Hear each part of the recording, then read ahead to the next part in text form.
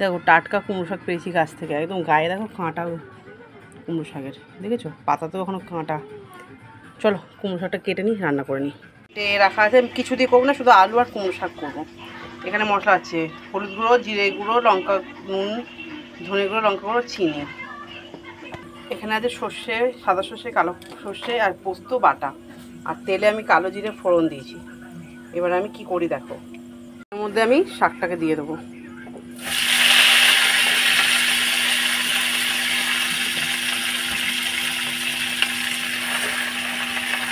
দিয়ে একটু নেড়ে দিয়ে ঢাকা দিয়ে দেবো যাতে একটু মজে যাক, সেই জন্য। চলো একটু মজে যাওয়া অবধি রেখে দিই, দিয়ে ঢাকা দিয়ে দিচ্ছি। দেখতেই পাচ্ছ শাকটা অনেকটা সেদ্ধ হয়ে গেছে। এরপরে আমি এর মধ্যে সব মশলাগুলো মিশিয়ে দেবো। আমি আরেকবার বলে দিচ্ছি কী কী মশলা নিয়েছি। প্রথমেই আমি তেলের মধ্যে কালো জিরে ফোড়ন দিয়ে শাকটাকে দিয়ে দিয়েছি মুজে যাওয়ার জন্য। শাকের মধ্যে আমি কিচ্ছু দিইনি, শাক ঢাকা দিয়ে মুজিয়ে নিয়েছি। এবার শাকের মধ্যে আমি দেবো লঙ্কা গুঁড়ো, ধনে গুঁড়ো, নুন, জিরে গুঁড়ো, হলুদ গুঁড়ো, চিনি। পুরো মশলাটাই আমি ঢেলে দেবো। এরপরে এই মশলাটাকে আমি এর সাথে মিশিয়ে নেবো, আমি ভালো করে মিশিয়ে নেবো মশলাগুলোকে শাকের সাথে। শাকে কিন্তু জল বেরিয়েছে দেখো, শাক ঢাকা দিয়ে মুজিয়েছি বলে জলটা বেরিয়েছে। চলো আমি এটা ভালো করে মিশিয়ে তোমাদের দেখাচ্ছি। ভালো করে মিশিয়ে নিয়েছি, যতক্ষণ ডাটা সেদ্ধ হচ্ছে ততক্ষণ এই শাকটা আমি করবো, আলু যাতে সেদ্ধ হয়ে যায়। চলো এটাকে আমি আবার ঢাকা দিয়ে দিচ্ছি। ঢাকনা খুলে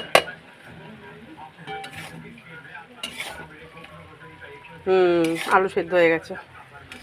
এবার ডাটাগুলোকে দেখতে হবে।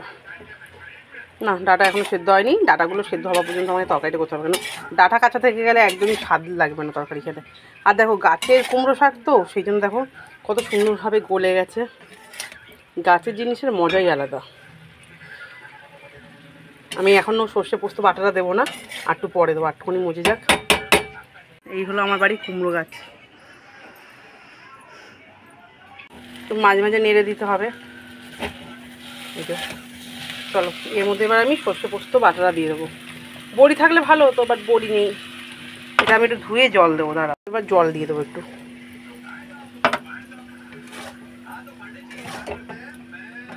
আমার বর এইভাবে কুমড়ো শাক খেতে খুব ভালো লাগে।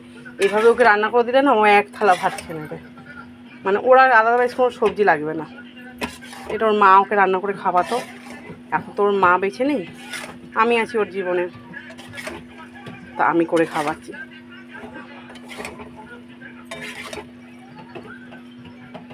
আমার কপালে কোনোদিন শাশুড়ির হাতে রান্না খাওয়া ছিল না গো। সবসময় আমি রান্না করে খাইছি সবাইকে, আমাকে কেউ একবেলা রান্না করে খাওয়ায়নি। এই একটা আফসোস থেকে যাবে। শাশুড়ির জন্য মন প্রাণ দিয়ে করেছি, শাশুড়ির জন্য শাশুড়ির দিকে সেবা পাওয়া কি কোনোদিন বুঝিনি, পাইনি।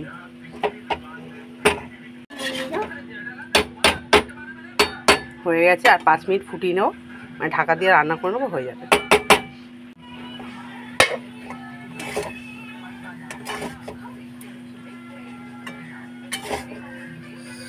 গরমে না শাক পাতা খাওয়া খুব ভালো শরীরের, শরীর যেমন ঠান্ডা থাকে। আর গরমে না আমি যেটা মনে করি চিকেন মাটনে একটু দূরে থাকাই দরকার।